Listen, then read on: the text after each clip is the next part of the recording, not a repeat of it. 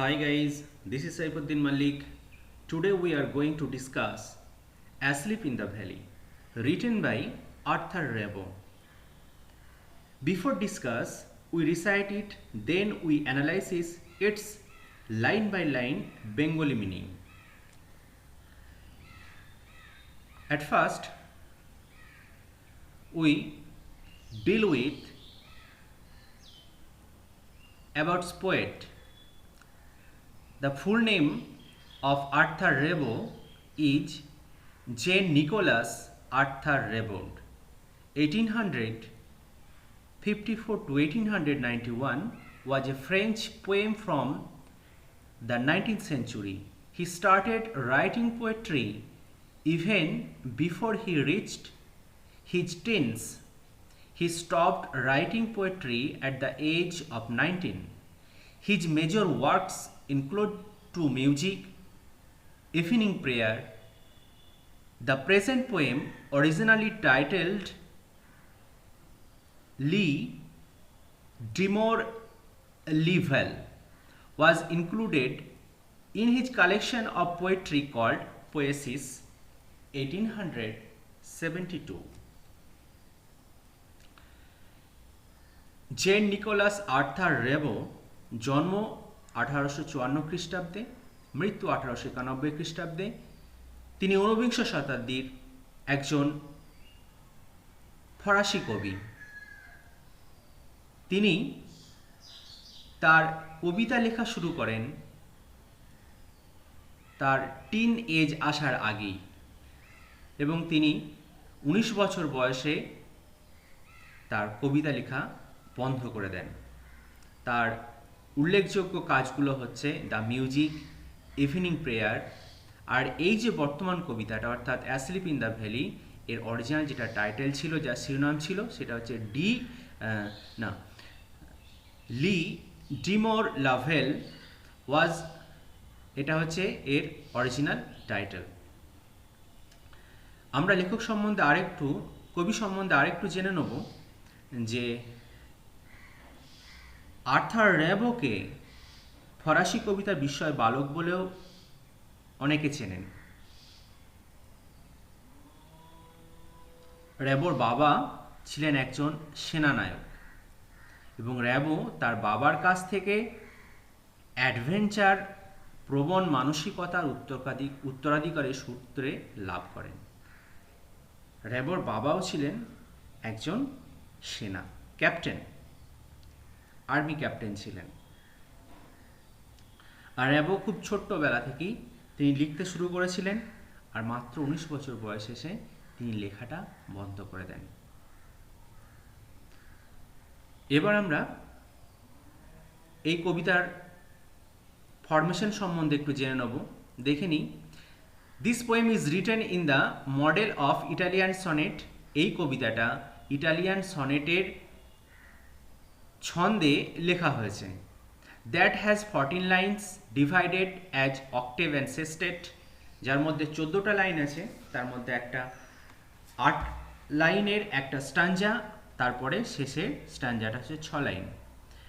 The poet explore inherent futility of war.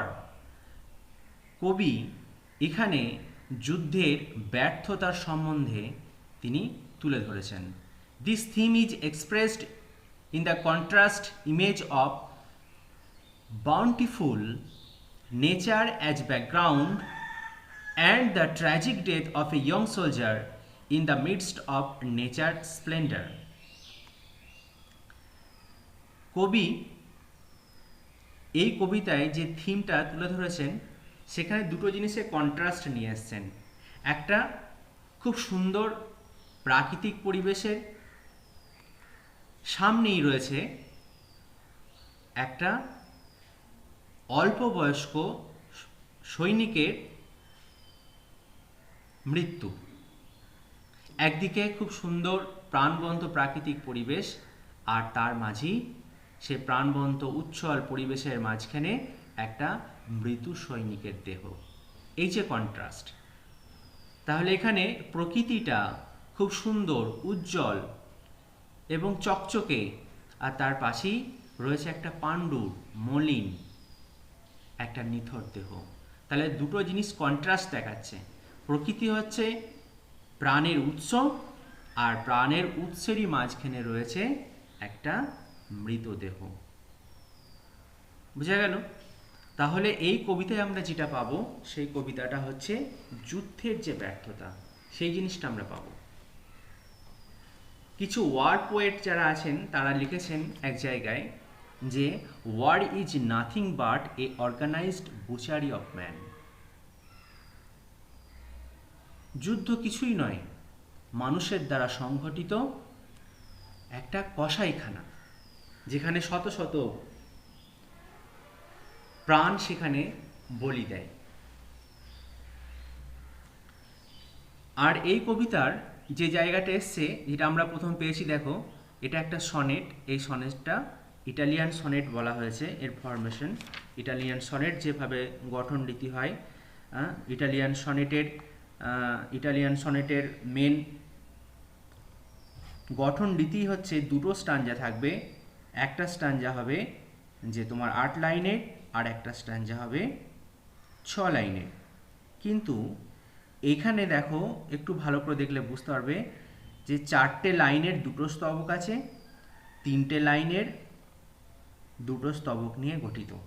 অর্থাৎ 4টে লাইনের 2টো করে স্ট্যাঞ্জা আছে, আর 3টে করে লাইনেরও 2টো স্ট্যাঞ্জা আছে। অর্থাৎ আমি যদি ওটাকে ধরে নিই, একটা 8 লাইনের স্ট্যাঞ্জা আর একটা 6 লাইনের স্ট্যাঞ্জা। প্রথমে 8 লাইনটাকে বলা হচ্ছে অক্টেভ, আর 6 লাইনের স্ট্যাঞ্জাকে বলা হচ্ছে সেস্টেট। তাহলে ইটালিয়ান সনেট, ইটালিয়ান যে সনেট, বা একে ইটালিয়ান সনেটকে কবি পেট্রাকের নাম অনুসারেও করা হয়। পেট্রাক ছিলেন একজন ইটালিয়ান পোয়েট, এবং তার নাম অনুসারে এটাকে পেট্রাকেন সনেটও বলা হয়। তাহলে এই যে সনেট, পেট্রাকেন সনেটের বৈশিষ্ট্য 2টো স্ট্যাঞ্জা, 8 লাইন আর 6 লাইন। আর এই কবিতাটার গঠন রীতি হলো এটা সনেট, আর এর মধ্যে রয়েছে ফ্রি ভার্স। ফ্রি ভার্স কি? ফ্রি ভার্সটা তোমাদেরকে আমি আগেও বলে দিয়েছি। তোমাদের যে এর আগে যে কবিতাটা পড়িয়েছিলাম অনকিলিং এ ট্রি, সেই অনকিলিং এ ট্রির মধ্যে আমি বলে দিয়েছিলাম ফ্রি ভার্সটা কি। ঠিক আছে, ওটাকে আমি রিপিট করছি না, এতে ভিডিওটা বেশি লম্বা হয়ে যাবে। আর যাই হোক, আমি সরাসরি এবার কবিতার মধ্যে চলে আসছি। আমি প্রথম এটাকে একবার পড়ে নেব। A small green valley where a slow stream flows and leaves long strands of silver on the bright grass. From the mountain top stream the sun's rays, they fill the hollow full of light. A soldier, very young, lies open-mouthed, a pillow made of fern beneath his head, asleep. Stretched in the heavy undergrowth, pale in his warm, green, sun-soaked bed. His feet among the flowers, he sleeps. His miles is like an infant's, gentle, without guile. Ah, nature, keep him warm, he may catch cold. The humming insect don't disturb his rest. He sleeps in the sunlight, one hand on his breast, at peace. In his side there are 2 red holes. প্রথম লাইনে চলে আসি। A small green valley where a slow stream flows. একটা ছোট্ট সবুজ উপত্যকা, সেখানে বইছে খুব ধীর গতিতে একটি নদী। নদী মানে স্ট্রিম মানে ছোট্ট নদী। এবং leaves long strand of silver on the bright grass, এবং একটা লম্বা রূপলি রেখা অতি উজ্জ্বল ঘাসে। একটা লম্বা রূপলি রেখা অতি উজ্জ্বল ঘাসে। লিভস মানে এখানে ছেড়ে দেওয়া বা সেখানে রেখে যাওয়া। লিভস মানে এখানে রেখে গেছে, কি রেখে গেছে বা তার উপরে রয়ে গেছে স্ট্র্যান্ড। স্ট্র্যান্ড মানে অ্যাকচুয়ালি স্ট্র্যান্ড মানে হচ্ছে তোমার সুতো বা তন্তু বা আঁশ, একে স্ট্র্যান্ড বলতে পারো। সিলভার মানে জানো রূপলি, ব্রাইট মানে তো জানো উজ্জ্বল, আর গ্রাস মানে ঘাস। তাহলে সেই ঘাসের উপরে ঠিক যেন একটা রূপলি রেখার মতো সেই নদীটি বয়ে চলেছে। মানেটা একটু বলে দিই। এ স্মল গ্রিন ভ্যালি, একটা ছোট্ট সবুজ উপত্যকা, where a slow stream flows and leaves long strands of silver on the bright grass. একটা ছোট্ট উপত্যকা, সেই উপত্যকাটা সবুজ এবং সেখান দিয়ে একটা শান্ত নদী বয়ে চলেছে। সেই শান্ত নদীটা সবুজ উজ্জ্বল ঘাসের উপর দিয়ে বয়ে চলেছে। দূর থেকে যেন মনে হচ্ছে সেটা একটা রূপলি রেখা। Next line. From the mountain top stream the sun rays, from the mountain's top stream the sun's rays. পাহাড়ের চূড়া হতে বা পাহাড়ের শীর্ষ হতে নেমে আসে সূর্যের ধারা বা সূর্য রশ্মি। সান রেজ মানে সূর্যের রশ্মি। এখানে দেখো কিরকম নেমে আসছে সূর্যের রশ্মিটা, স্ট্রিম মানে নদীর জল যেরকম নেমে গড়িয়ে চলে যায়, ঠিক সেই রকমই সূর্যের আলোটাও পাহাড়ের চূড়া থেকে একবারে নেমে চলে আসছে। সানরেজ সূর্যের আলো, সূর্য কিরণ। আর কি করছে? দে ফিল দ্য হলো ফুল অফ লাইট। তারা অর্থাৎ দ্য সানরেজ, দে মানে এখানে সানরেজ, ফিল পরিপূর্ণ করে দিচ্ছে দ্য হলো ওই ফাঁকা জায়গাটা ফুল অফ লাইট, আলো দিয়ে, সম্পূর্ণ আলো দিয়ে শূন্য স্থানটাকে ভরিয়ে দিচ্ছে। তাহলে ফার্স্ট টাইম যেটা দেখো, প্রথমে কি হলো, একটা সবুজ ছোট্ট উপত্যকা যেখানে ধীর গতিতে একটা নদী বয়ে যাচ্ছে এবং সেটা দূর থেকে যেন দেখে মনে হচ্ছে একটা রূপলি রেখা। আর পাহাড়ের শীর্ষ থেকে পাহাড়ের চূড়া থেকে বেয়ে আসছে বা ধেয়ে নেমে আসছে সূর্যালোক, সূর্যের কিরণ। আর সেই সূর্যের কিরণটা সেই ফাঁকা জায়গাটাকে সম্পূর্ণ আলোয় পরিপূর্ণ করে দিচ্ছে, উজ্জ্বল করে দিচ্ছে। মানে প্রথম স্ট্যান্ডার্ডে আমরা কি পেলাম? প্রাকৃতিক পরিবেশের বর্ণনা। তাহলে প্রাকৃতিক পরিবেশটা কীরকম? খুব উজ্জ্বল, ঝকঝকে, পরিষ্কার পরিচ্ছন্ন, এর মধ্যে কোনো গ্লোমি ভাব নেই, কোনো বিষণ্ণতা নেই। তাহলে প্রথমটা প্রাকৃতিক পরিবেশের মধ্যে কোনো বিষণ্ণতা পায়নি, সম্পূর্ণ একটা উৎফুল্ল পরিবেশ আমরা পেয়েছি। কন্ট্রাস্টটা বোঝাচ্ছে দেখো, তাহলে ফার্স্ট স্ট্যান্ডার্ডে একটা উৎফুল্ল পরিবেশ। ওই যে আগে আমরা পেয়েছিলাম contrast image of A বাউন্টিফুল nature as background and the tragic death of young soldier, এটাই আমি চলে আসবো দেখো পরে। নেক্সট টাইম যাই। এ সোলজার ভেরি ইয়ং, একটা সৈন্য খুবই যুবক, লাইজ ওপেন মাউথ, শুয়ে রয়েছে খোলা মুখে। ওপেন মাউথ মানে খোলা মুখে।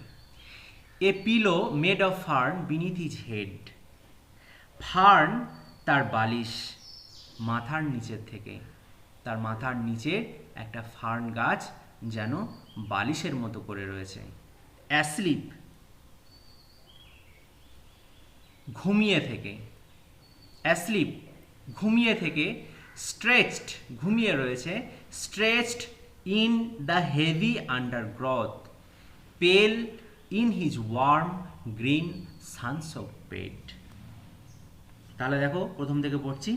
ফার্ন বা ফার্ন গাছের শিকড় বলতে পারো বা ডাল, সেখানে কি হয়েছে? ফার্ন গাছের শিকড়, তার বালিশ হয়েছে মাথার নিচে থেকে, আর ঘুমিয়ে থাকে লম্বা হয়ে।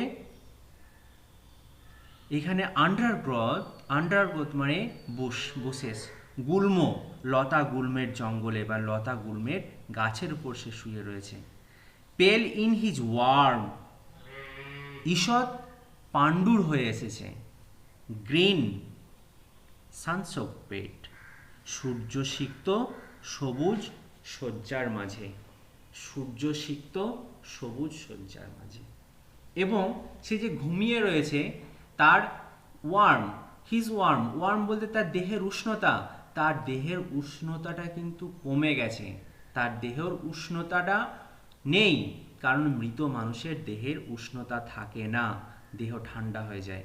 মানুষের দেহে যখন প্রাণ থাকে তখন সেই মানুষের দেহটা উষ্ণ থাকে, কিন্তু এখানে তার দেহে তো প্রাণ নেই, প্রাণ নেই, তার এটা একটা ইন্ডিকেশন, এখনো প্রাণ নেই সেই কথাটা বলে দেয়নি। এখানে সে কি করছে? ঘুমাচ্ছে। ঘুমটা কি? সে কোথায় ঘুমাচ্ছে? প্রাকৃতিক পরিবেশের মধ্যে ঘুমাচ্ছে। তার মাথার বালিশ হয়েছে ফার্ন গাছ, আর তার বিছানা হয়েছে গুল্ম ভরা গাছ আর সবুজ ঘাস। সেই সবুজ ঘাসটা যেন সূর্য আলো ভিজিয়ে দিয়ে যাচ্ছে, আর তার দেহটার উষ্ণতা কিছুটা বিবর্ণ হয়েছে। পরের স্ট্যান্জায় চলে আসো। His feets among the flowers he sleeps. তার পাগুলো রয়েছে ফুলের মাঝে। His feets among the flowers, তার পাগুলো রয়েছে ফুলের মাঝে। হি স্লিপস, সে ঘুমাচ্ছে। His smile is like an infant's, তার হাসি যেন শিশুর মতো। ইনফ্যান্ট কার মতো? শিশুর মতো। জেন্টাল, শান্ত, মৃদু, উইদাউট গাইল, কোনো রকম ছলনাহীন, ভাবহীন। গাইল মানে ছলনা বা ভাব। তার হাসির মধ্যে কোনো রকম চালাকি নেই। মৃত সৈনিকের হাসি যে মৃত্যু যন্ত্রণা বৈপরীত্যটা ফুটিয়ে তুলেছে। আর তার পাটা কিসের মধ্যে রয়েছে? পা দুটো রয়েছে ঘাসের উপরে, ফুলের মধ্যে। আর এই উপত্যকাটা বিভিন্ন ধরনের ফুলের সমাহার, যেন প্রকৃতি যেন মৃত যোদ্ধাকে ফুল দিয়ে সম্মান জানাচ্ছে। প্রকৃতি কি করছে? মৃত সৈনিককে ফুল দিয়ে সম্মান জানাচ্ছে, যেখানে মানুষ জানাতে পারে না। Without guide. Ah nature, keep him warm. ও প্রকৃতি, তুমি তাকে উষ্ণ রেখো। হি মে ক্যাচ কোল্ড, তাকে ঠান্ডা লেগে যেতে পারে। The humming insect don't disturb his rest, গুঞ্জনরত পতঙ্গরা তার বিশ্রামে যেন বিরক্ত না করে। হামিং ইনসেক্ট, গুঞ্জনরত পতঙ্গ।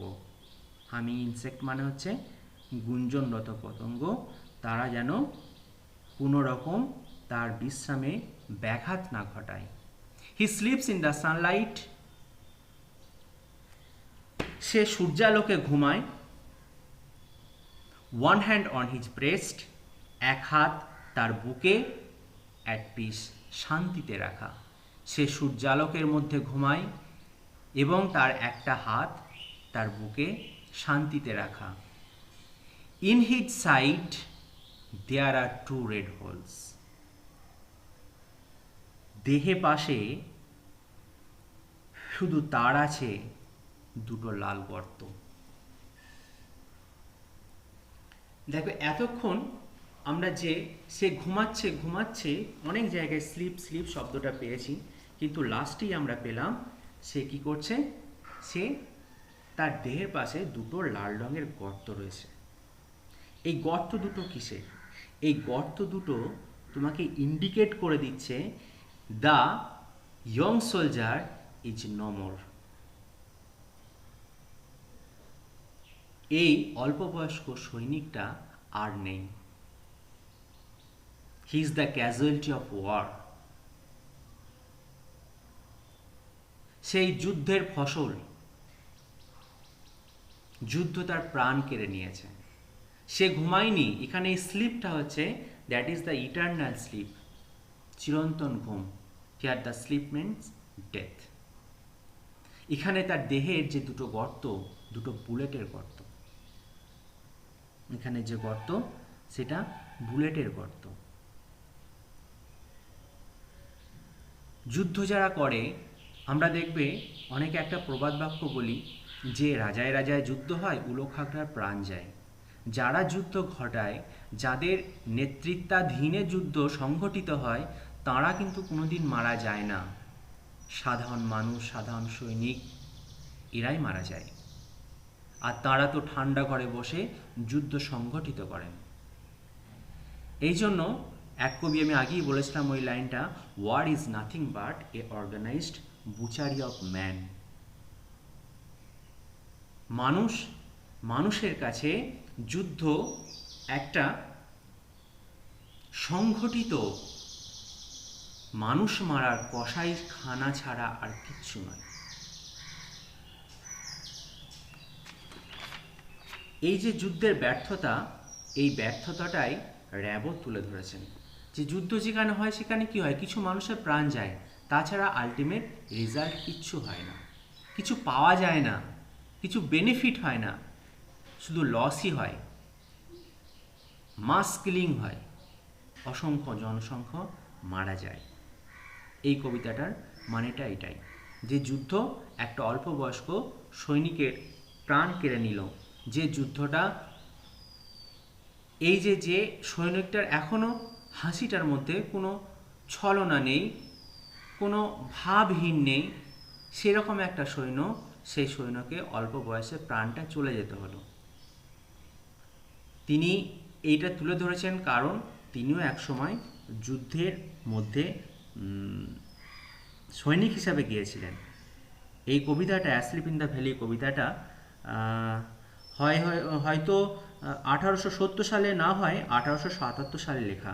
কবিতাটির উপলক্ষ হলো 1870 সালে ফ্রান্স এবং রাশিয়ার যুদ্ধ, অথবা 1877 সালে ফরাসি আর রুশ যুদ্ধ। 1876 সালে র্যাবো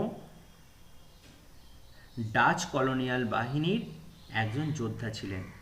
তিনি হয়তো সেই সময়ে কোনো উপত্যকা দিয়ে যাওয়ার সময় একজন যোদ্ধাকে মৃত অবস্থায় পড়ে থাকতে দেখেছিলেন। সেইটা দেখার ফলে তার এই কবিতাটা লেখা। এবং তিনি খুবই অল্প বয়সে মারা গেছেন, মাত্র 37 বছর বয়সে তিনি মারা গেছেন।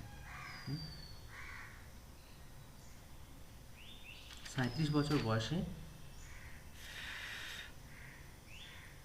তিনি মারা গেছেন।